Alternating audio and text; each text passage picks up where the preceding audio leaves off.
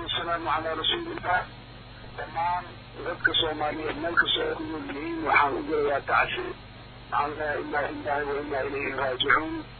dhammaanyaradii geesiyaasha ahaa oo shuhadada ahaa oo maanta iyagoo daafacaya dadkooda iyo hay'adaha qaran ee baarlamaanka federaalka Soomaaliya ku geeriyooday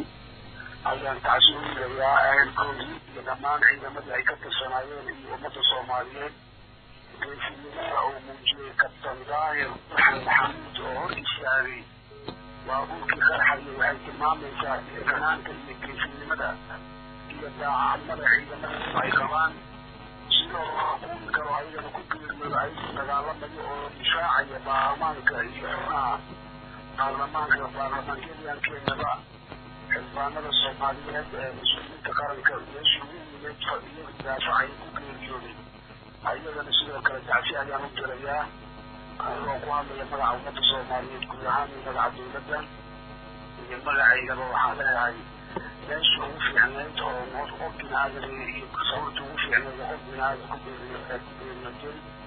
daacadnimada ciidamadeena qalabka sida guud ahaantooda ay dowladnimada Soomaaliya daacadnimada ayay tilmaan u tahay waxaan leeyahay dhammaan insan iimaan allah naga siiyo ayagana meel kabo allah mariyo intaas kadib waxaan rabaa dadka Soomaaliyeed inaan u sheego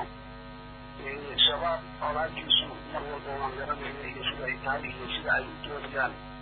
inay dowladnimadeena dantaalaan inay dadkeena niyadjebiyaan laakiin waxaan leeyahay dadkeena ma niyadjebin karaan dowladnimadeena ma dantaali karaan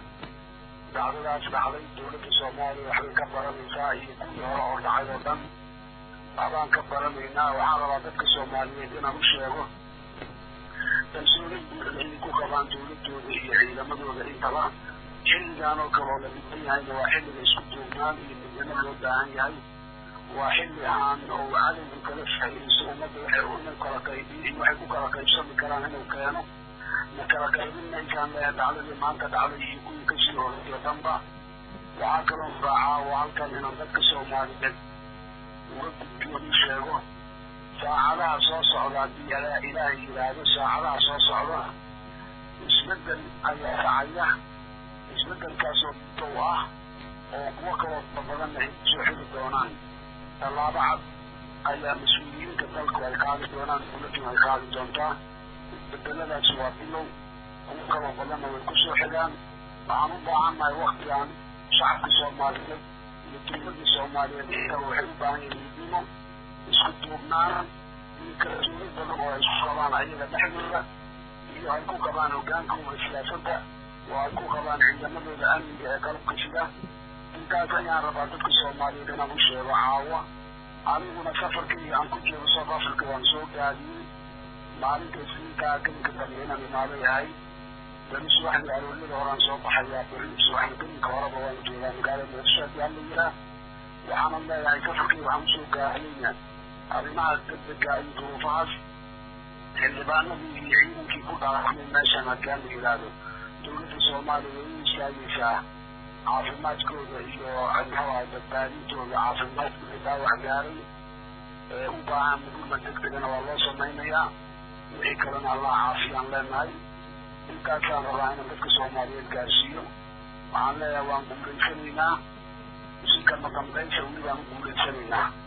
dacdooyinka noocaan ee cadowgu ay wadaan mana niyad jebin karaan mana niyad jebin doonaan haddii alla yiraa ciidamadeena iyo dowladdeena iyo shacabka Soomaaliyeed oo isku duubanna shabaab ka guulaysanayaan wayna ka soo harayaan xaakinka iyo ciidda lagu xaaqaaye xaakinkaa dhammaado dhulkana wuu soo haraa dadka Soomaaliyeed iyo dowladdooda waa dhulkii shabaabna waa xaakin sii dhammaanayo waanay dhammaan doonaan haddii alla yidhaahdo dadka Soomaaliyeed waxaan ugu baaqayaa mar kale midnimo isku kalsoonaan dhexdooda ayaan ugu baaqayaa intii naga dhimatay mar kale samigii asalaamu calaykum waraxmatullaahi wabarakaatu